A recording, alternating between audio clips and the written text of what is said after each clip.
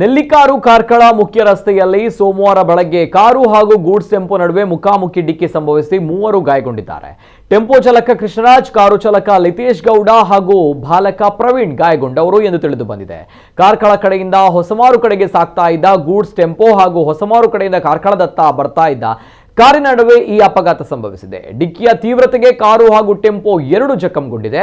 ಅಪಘಾತಕ್ಕೊಳಗಾದ goods ಟೆಂಪೋದಲ್ಲಿ Karkala ಕಡೆಯಿಂದ ಮನೆ ಖಾಲಿ ಮಾಡಿ ಸಾಮಗ್ರಿಗಳನ್ನು ಸ್ಥಳಾಂತರಿಸಲು ತೆರಳುತ್ತಾ ಇದ್ದ ಕುಟುಂಬ ಪ್ರಯಾಣಿಸ್ತಾ ಇತ್ತು.